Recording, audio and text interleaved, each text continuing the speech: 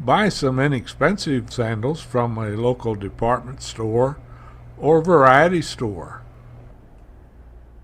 The first thing to do is measure the width of the straps, and in this case it's almost exactly 1 inch, so we will get ready to cut a pattern. Now the pattern we'll make a little bit wider, we'll make it 1.25 inches. I am going to make my pattern out of some cardstock or heavy paper, and I'm going to make a mark here at 1.25 inches and another one down here at the other end at 1.25 inches.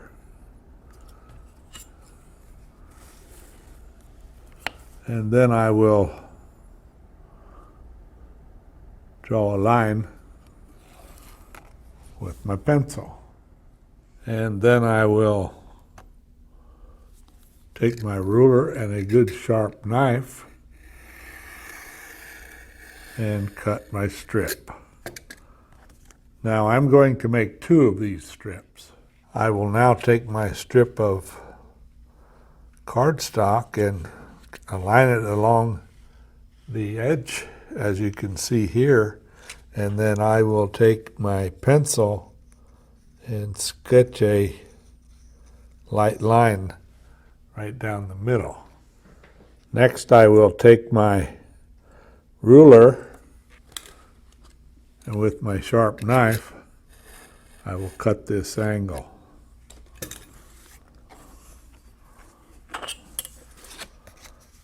Now I will bring my shoe back in and I will double check to see how my angle is. And my angle looks pretty good. So now we'll take the other piece and cut the other side, the one on this side. We'll do the same thing. We will line it up along the upper edge. We will draw a line, and we will cut that one with our knife as well. Next I will take my pieces of poster board or cardstock, whatever we call it, and with a piece of clear tape I will tape it together. And then I will trim it with my knife. Now I will take my pattern and line it up, as you can see, and yes, our pattern looks good. Now if the pattern does not fit, make another pattern. It's cheaper to cut cardboard than it is to cut leather. I'm going to cut this from a 4 to 5 ounce vegetable tanned leather because we're going to tool it, and I'll carefully mark it with my scratch awl.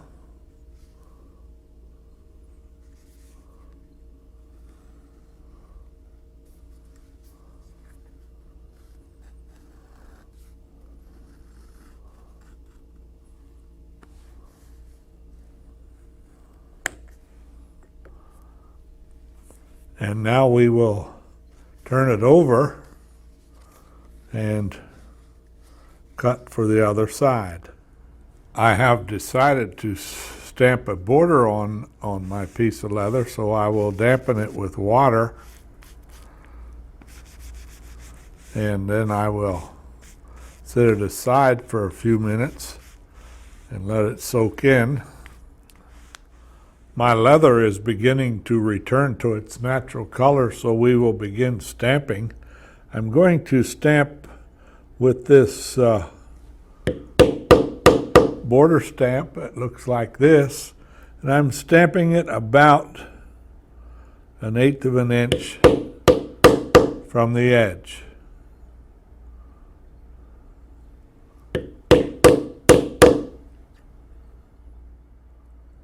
This is how our piece looks after we have done the tooling. I have decided I would like to put a concho right in the middle, as you can see here.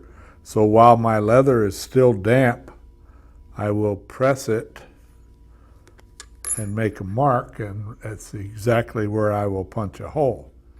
I would also like to add some other crystals along here, so I will use my wing dividers and make some marks, as you can see.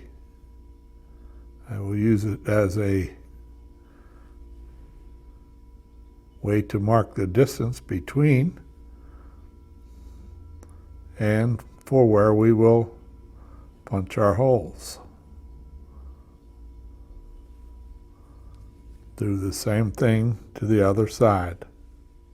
So now I will punch a 1/4 inch hole for my concho, and then I will punch some 1/8 inch holes where I will attach some crystal rivets.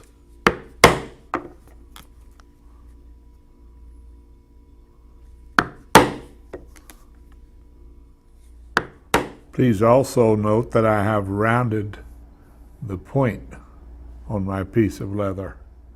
I have also decided to put a small crystal rivet inside the arc of each of these tool impressions. So I'll mark them with a scratch awl, and note that I'm bringing in my concho here because I do not want to put one underneath where the concho will go. So now I will use my 1/8 inch punch and carefully punch inside the arc of each of these tool impressions.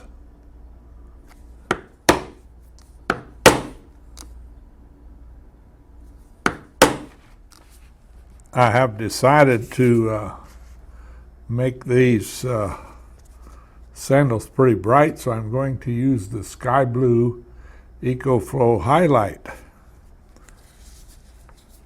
And I will get some on a dauber, make sure it gets down in all of the tool impressions.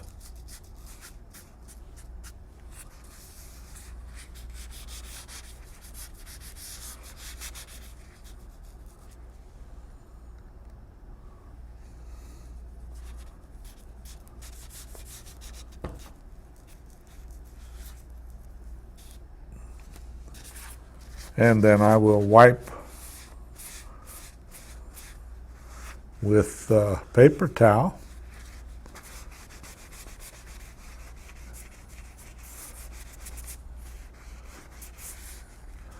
And I will also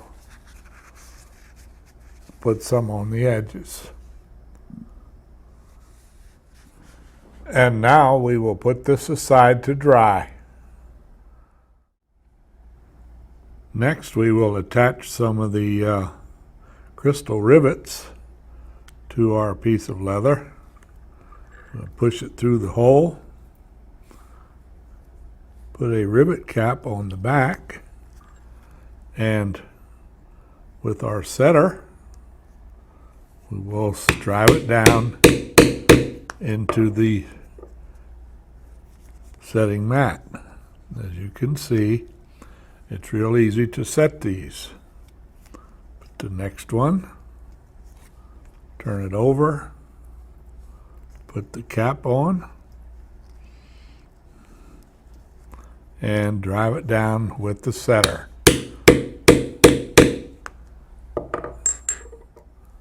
Now I will install a smaller crystal rivet along the edge. I'll just put one through like we normally did. Take a rivet cap, put it over the post, and crimp it down with the setter.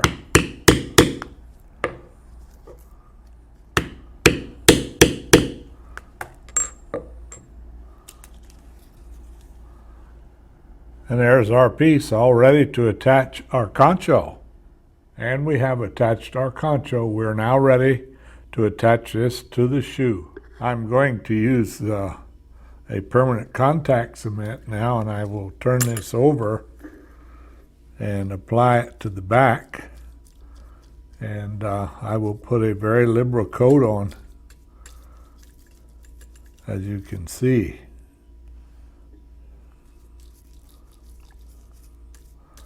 We will coat all the way down, although we will be trimming some of this off, making sure we get good coverage.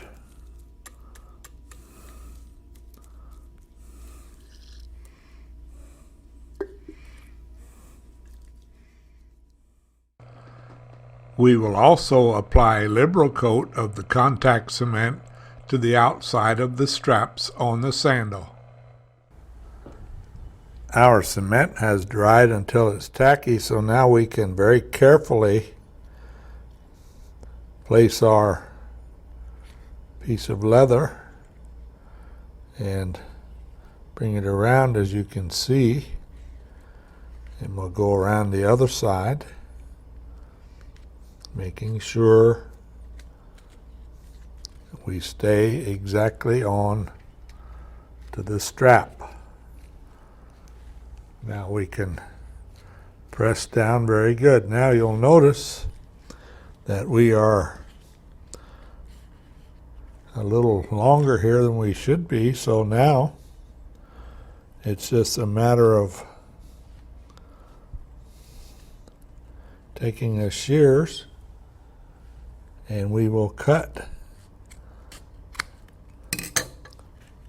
And now we can tuck this in, as you can see, and we have a real nice fit. We'll do the same thing here to the other side.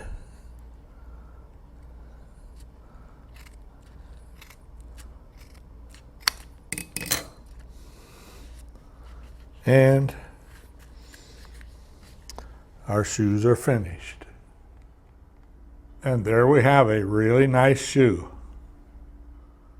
And here we have another shoe done the same way, except that we put some nickel spots on the edge. We used the hair-on cow and some of the crystal rivets.